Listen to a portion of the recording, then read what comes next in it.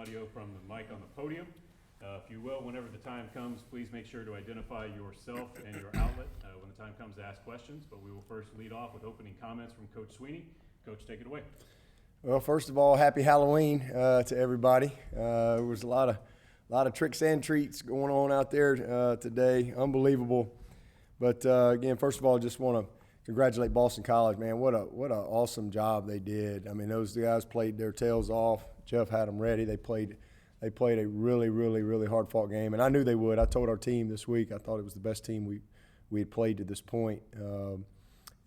Just you could see the confidence in them. Those guys played hard, and but it's all about our team and our guys, and I'm just so proud of them.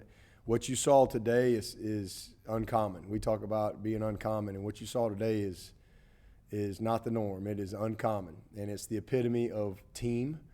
And to be honest with you, what I saw was inspiring.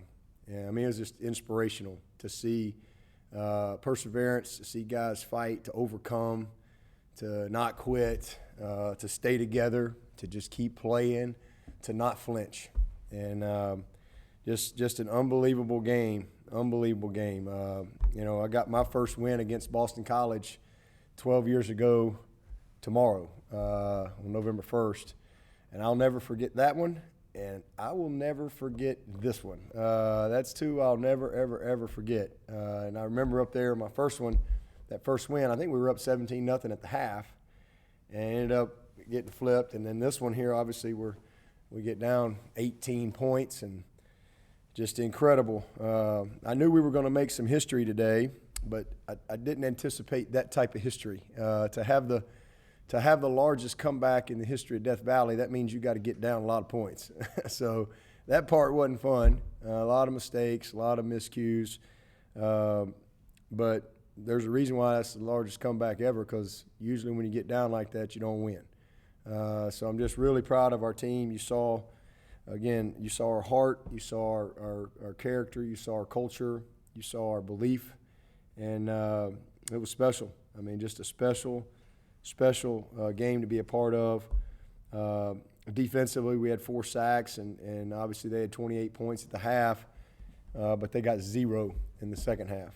And really proud of our team. And obviously one of those touchdowns was off the fumble on the goal line, so they really only got 21 on our defense. So second half, that was huge. And then, special teams, BT, a couple field goals, another 50-yarder, and then Spires. We seemed like I was going for it every time on fourth down, and we had some critical fourth down conversions. And on that last one, I was everybody was trying to get me to go. Everybody, defense, offense, but I just, one of the reasons I was confident in punting right there, I just is how Will Spires has played. I mean, I just trust him. He's a great leader, and I just felt like he could create the field position. They got no timeouts, and if they can go the distance and beat us, then you just shake their hand and move on. And so just a great job by Will, and then offensively, just unbelievable. Lots of amazing things. Knew how they were going to try to play us, especially with knowing that Trevor's out and you got a freshman quarterback in there in his first start. They're going to challenge you, play man the whole game, and some pressures. And, that touchdown to ETN when they blitzed us, that was unbelievable. That was an amazing play. That by a veteran running back and a young quarterback. And just can't say enough about DJ. 342 yards, couple touchdowns, big touchdown with his legs. And, he's our third true freshman ever to win a game here. Deshaun and Trevor and now DJ. It was just awesome. 30 of 41, made some big plays. But what I loved the most about DJ was his poise, his demeanor. Obviously, we had some bad things. We had a third down. We run a wrong route. We're going in to score. Goes 100 yards the other way. Easy for a young guy in his first start to maybe get a little frustrated, but he just hung in there and stayed poised, and he led his team. And Cornell Powell and Amari just made some huge plays. I mean, we had those wideouts made some big plays for us today.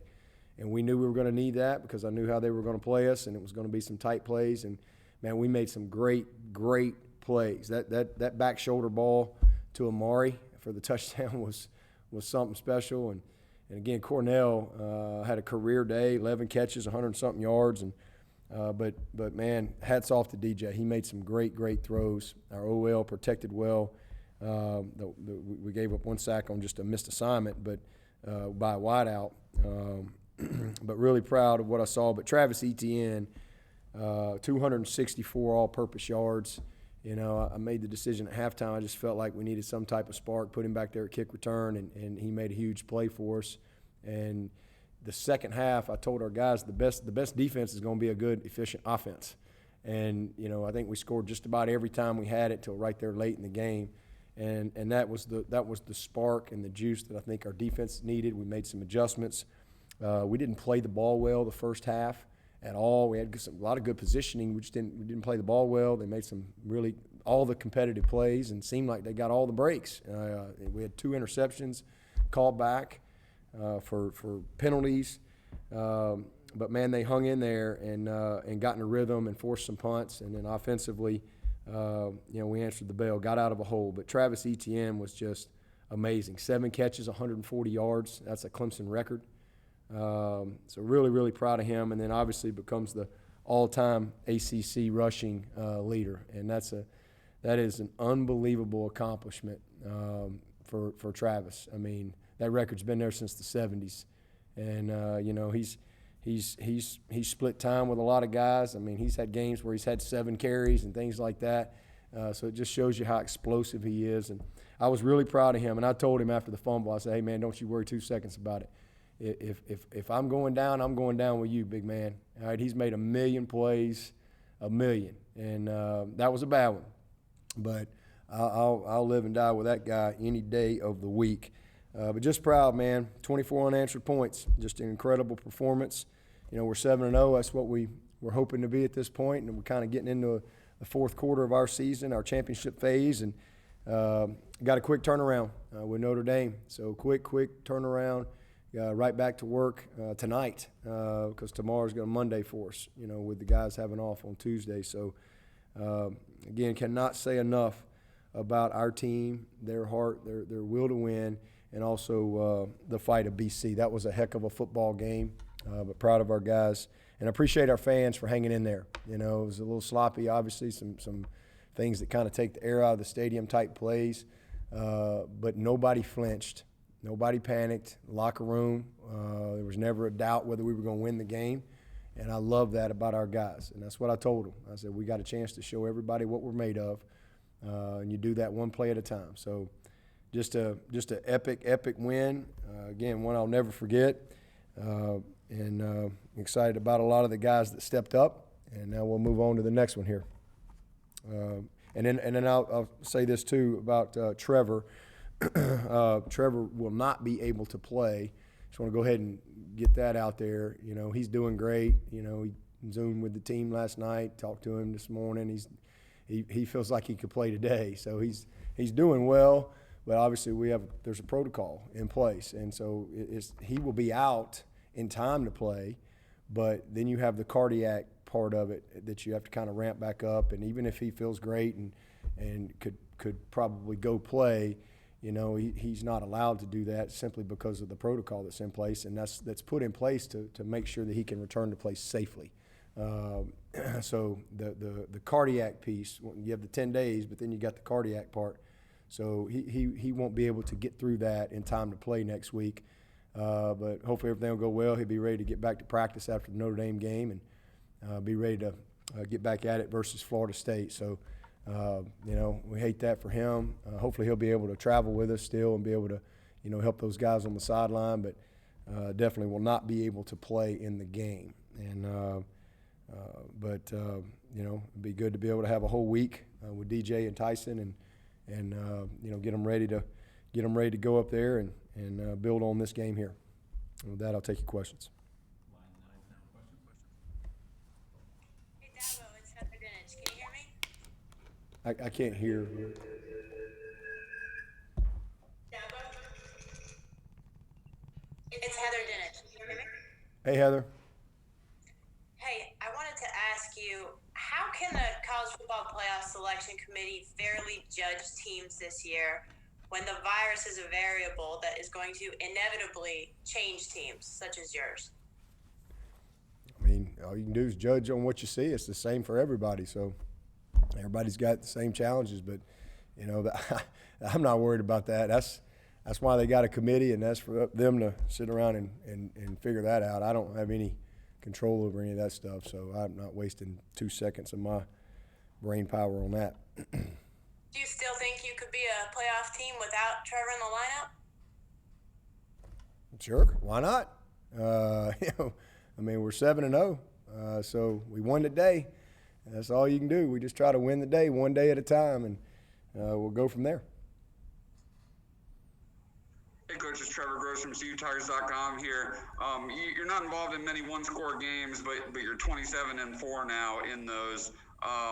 Just does that kind of belief and confidence just kind of trickle down from the older guys year to year? And you mentioned how there was no panic, and they really showed that in the second half. But what was the morale like of the team at halftime? It was good. I mean, they were frustrated because we obviously made some mistakes and really disappointed in a couple of the miscues that we made. But no panic. Let's just listen.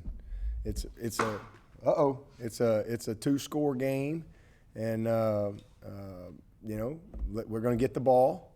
Let's go get a score. Let's get a good return. Let's get a score. It's a 1-score game. Let's get control in the third quarter. We'll win it in the fourth. It's a 4-quarter game. So that's the type of things we talked about, and then obviously just talked about our plan and what we needed to do to be able to do that. So just love their mindset, but we haven't been down 18 points many times, but it's a reflection of the type of character that we have, their love for each other, our culture, and the heart of these guys. So that's what it takes to be able to come back and win games like that. Most teams would lose that game, or look for the sideline and start pouting. These guys never did that. They just kept supporting each other, hung in there together, and it was awesome to see. It was an unbelievable win. Dabo, Larry Williams here. I guess it's one thing if veterans, experienced guys show resolve, but with Brzee, he had some moments in the game like jumping off sides. What does it say for him to sort of stick to it and stay at it? Yeah, and that's who he is. That's what I was telling the TV people yesterday when I was talking to them. They were asking me something that people may not know about him, and that's what I said. I said he's incredibly poised. His demeanor, he's just like this all the time, and he's very, very prepared. Your first start, you drive the team down. You got a good drive. You got the ball on the 6-inch line. Next thing you know, it goes 100 yards the other way. It can be very frustrating. You got some mistakes here or there, but he's just a very, very poised kid. In fact, Travis Etienne got the leather helmet. I think he's the first 2-time guy to get that. But he gets up there and he gave the leather helmet to DJ, and he said, listen, this kid here, I was over there down and this and that, and DJ came over to me and said, hey, listen, I got you. You just hang in there. This is a freshman talking to a senior. And so Travis, he said, you deserve this, and he gave the leather helmet to DJ. And to me, that's what our team's all about. But he's just special that way, and we've seen that. He's just not overwhelmed at all. Very confident kid, and knows who he is. He made some big-time throws. Missed a few, made a few mistakes here or there, a few little small details that maybe the naked eye wouldn't know that we know. But he really, really played unbelievable game for his first start. A lot of pressure on him. You're stepping in for Trevor Lawrence, and I just was really proud of him. Made some good decisions. It was a great pull on the long touchdown run. Made a couple of gritty yards for us on some conversions. It was just big time. Great leadership from a young guy. He's that's why he was the best player in the country. Coach Swinney, Rob Gilchrist, WCRS 1450 AM, 90.5 FM. How does it feel knowing you have coached the new all-time ACC rushing yards leader in Travis Etienne and the greatest comeback in Death Valley history? The previous one was when The Rock was premiered back in the 60s against Virginia. And what does it say about the team with all the obstacles and challenges going into and during today's ball game? Yeah, it was awesome. First of all, with Travis, I mean, they've been playing. There's been some great running backs come through Clemson, but also through this league since the 70s. I mean, some great ones. So that is an incredible record, and still got a lot more ahead. So I'm just really proud of him. I'm just proud of Travis and just his total development. He is such a complete player now, and he was a one-dimensional player when he first got here, and now he's a Swiss Army knife. I mean, he can do it all, and I'm just really proud of him. It's exciting to see. I mean, he's special, and that's why he came back to lead his team like he did, and it's just great to see him overcome too. The way, I mean, he made some big time plays. A couple in the passing game that were just huge when we needed them, and some really good throws by DJ. And then again, the comeback. I mean, the bad part is you're down so many points. You have a chance to have the greatest comeback, so that's not good. But to actually get it done, it's incredible. I mean, again, that's what it's all about. It's inspiring, and it shows you what our team is made of.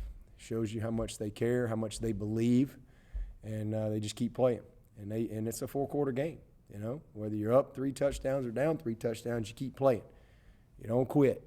And that's what listen, we had some adversity, a lot of adversity, and it can destroy you, it can define you, or it can develop you. And I saw it develop our team today in what I think is going to become a really special group, down the stretch here.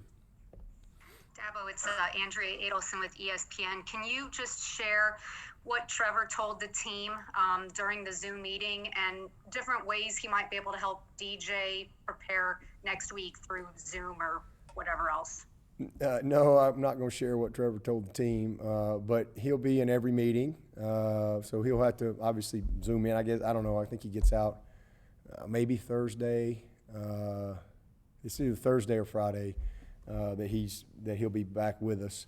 But he'll be in every meeting. We can Zoom him into practice and all that stuff as well, so he can stay engaged and make his comments and things like that to support those guys, and then anticipate him traveling with us as well and being with us up there. Obviously can't play, but he can still make a contribution just with his presence and his encouragement and his eyes. So, but he can be in every meeting. He can be at every practice. He can do all that stuff. We've had that. We've had coaches get it, and that coaches have had to be quarantined. A time, I think we've had one coach who was gone. Had a strength coach, but we had one coach who was gone who had to run his meetings from Zoom for a week or so back during camp. But yeah, he'll do everything that he can via Zoom, and then as soon as they let him come back over here, then he'll start the cardiac piece, and I anticipate that'll go. Like I said, he feels well. He feels like he could have played today, but that's just there's protocols for a reason, because you want to make sure when you do come back, you do it in the safest possible way. If he was going back to his desk job, he'd be right back at work on Thursday or something. But obviously playing football is a little different deal. So there's measures in place to make sure that these young people are safely put back into play. That wide receiver group's been pretty banged up. Sometimes I feel like you might need to check to see if you have any eligibility left. But where are you guys right now health-wise, and is this the most banged up you guys have been? Oh, there's no doubt. I mean, it's been unbelievable. So Frank Latson got a hip pointer in Tuesday practice, so he wasn't able to go. He missed all of Tuesday, all of Wednesday, all of Thursday, nursing it, trying to get back, but he couldn't go. And then Ngata, we got a few snaps out of him today, and you know, he's the guy I'm just really keeping my fingers crossed that maybe he can have a full week of practice, you know, because he's got to be able to. He's been a situation where he's been, you know, better game day than he has been during the week. And, you know, but you got to practice full speed to be able to get the type of timing and things that you need. So we've been a little beat up, but I think Frank will be ready to go this week. I think he'll be better. And like I said, hopefully Joseph will be able to have a good week. And we got an open date coming up after this one. So hopefully we'll get a few guys back. But, yeah, we've had a couple of great players that have been down, and, you know, seems like something all the time. But you know what? Hey, we're 7-0, and that's what it's all about. Everybody, that's what I told the team. Everybody's talking about who's not here, who's not playing. Let's worry about who is here. Let's worry about who is playing, and let's go play well. And just proud of our team. A lot of guys stepped up and made some plays for us today. And another freshman, Brian Brzee, at the end of the game. There's another freshman, him and DJ, roommates, making a huge impact in this game all the way down to the last play. Dabo, this is Matt with the State. I know you touched on it a little bit, but just having the three seniors and Travis, Amari, and Cornell step up, how important was that to help out a freshman quarterback making his first start? Yeah, it was huge, and that's what I told them. I said, listen, you guys got to take the pressure off this kid, all right? You got to make, we always say, make the routine plays all the time and make the impossible plays most of the time. That's our mindset. And we made the impossible plays most of the time today. And we made the routine plays and some big-time plays to kind of, you know, keep him in rhythm a little bit. Huge plays. Amari had a couple of just great plays. He went up over the middle the one time. I think it was a third down, and then obviously the back shoulder touchdown was another huge play. And then Cornell, man, he had a bunch of them. I mean, just a lot of big plays. And then same thing, Travis. You know, Travis was really upset about the turnover. And he had the eye of the tiger. He wanted the ball. He wanted it any way we could get it to him. And, you know, we did a good job of you know, manufacturing some touches for him, and he did the rest. I mean, it was special. But, you know, those seniors, they're the most invested guys you got. I mean, they got one more home game. You know, I mean, these guys have been here for 4 and 5 years, and it's important to them. It's very, very important to them. Cade Stewart up front, you know, Bockhorst, he's a 4th-year player. Jackson, you know, a 3-year player. McFadden, a 3-year player. So those guys are really, really invested in our program, and it means a lot to them. So, you know, they're going to always be a tough out, that's for sure. Coach, it's Trevor again.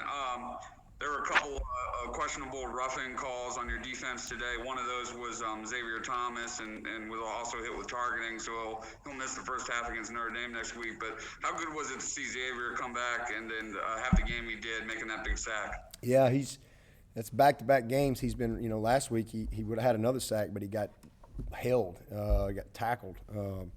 But he's had sacks 2 games in a row, and again was close to having 2. But I'm proud of him. He's getting better and better. He's starting to really get his endurance where it needs to be. His confidence is coming back, and we need him, man. I mean, you know, that group is kind of developing into a good group. They're gaining a lot of experience and continuity. Maskell's had a good year for us, KJ, and now to get Xavier back in that group. But Miles, you know, Reagan is another guy that's been hurt, kind of getting him back as well.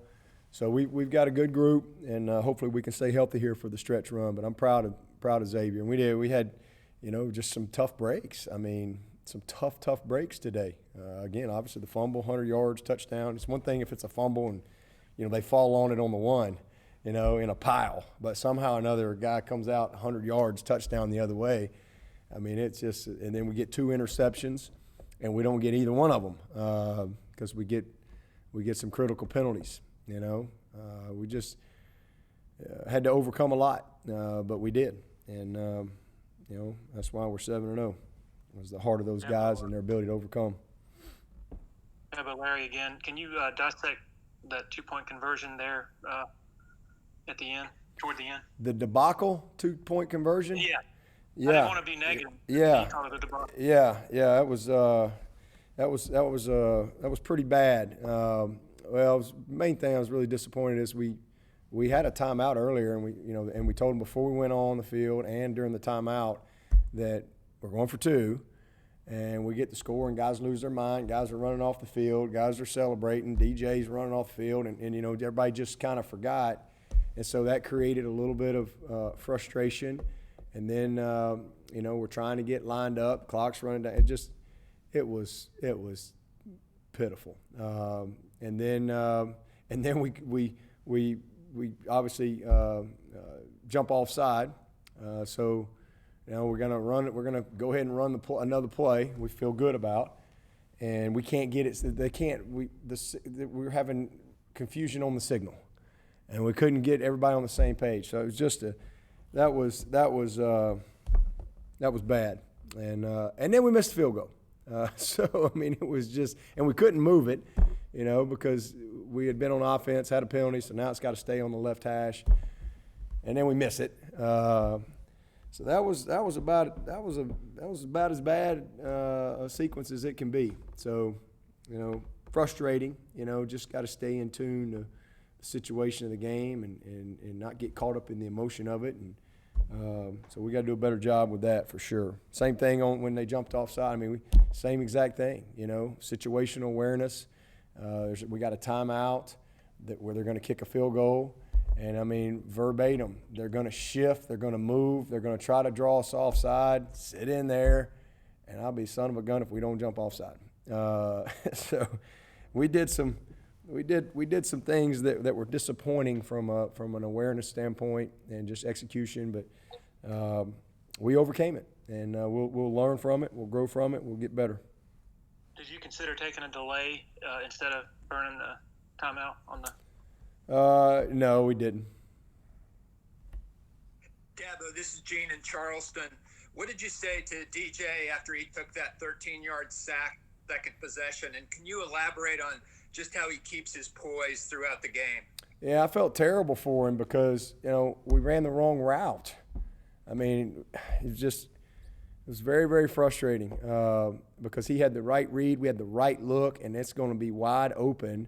And we ran the wrong play, total just bust. And so I mean, he was just kind of, protection was good. He was just kind of stuck because he was ready to pull the trigger, and it was disappointing. I just told him to keep his head up and let's just go to the next play. And so we came off the sideline and went over and talked about it and moved on. But that was a disappointing part of the game for sure. His poise overall? Oh, his poise is special. That's one of the things that makes him, very unique. I mean, and we saw that early when he got here this spring. It didn't matter what group he was with, he just like this all the time. He just, maybe he's like a duck on a pond. Maybe them feet are running 100 miles an hour underwater. I don't know, but he's just like that all the time. He's just very, very calm, and he puts a lot into his preparation. He's very smart. He sees it well, but he's just a really, really poised young man. And everybody saw what we see all the time in him, in his demeanor. And that at that position, that'll serve him well as he moves through his career. We'll take 2 or 3 more for Coach. Dabo, this is Grace with The Athletic. I apologize if you've been asked this, but just what was this week like for you mentally? Just another week in 2020. It's business as usual. Just another week. Crazy. Just always something. So, just keep the faith. That's it. Just keep moving. Focus on what I control, and get the next guy ready, and just keep moving. That's it. Just keep the faith, no matter what. Coach, this is Travis with Clemson SI. You talked about building on. Hope your team takes from this win going into these last 4 games of the year. Well, I mean, confidence. I mean, first of all, you come down. I mean, you just have the biggest comeback in the history of Death Valley. That shows you what you're made of. It shows you that you can win lots of different ways. I think the confidence is growing. You see a true freshman go out there, You know, Deshaun, Trevor, and now DJ, they're only true freshmen to win their first start. You see a true freshman go out there, I think it gives everybody confidence, you know, when Trevor's back, that, hey, if he gets a, you know, bruised toenail or something, you know, hey, we got somebody else ready to go. I think so. There's confidence coming from that, just growth mentally, and then we got a lot of young guys on defense that are stepping in and playing some roles for us. A lot of guys, and they're just going to continue to grow and get better. I mean, again, Mike's out, Skowski's out. You know, we've had some key contributors that have not been able to play. So, you know, Tyler Davis, he wasn't able to go. That's 3 starters right there. So confidence in our depth. I think we've developed some confidence in our punter and our kicker. And so there's a lot that we can grow from moving forward. But at the end of the day, every week's a journey of its own, a season of its own. It's got a life of its own. And so it's a quick turnaround for us, and we'll put everything we can into putting a good plan together and getting ready to go play a tough Notre Dame team and then move on from that one. So just excited to be at this point and really proud of our team, all that they've been through. You know, you saw some guys, you know, fight to get this thing done today, and I think it's special. We'll take one final question for Coach.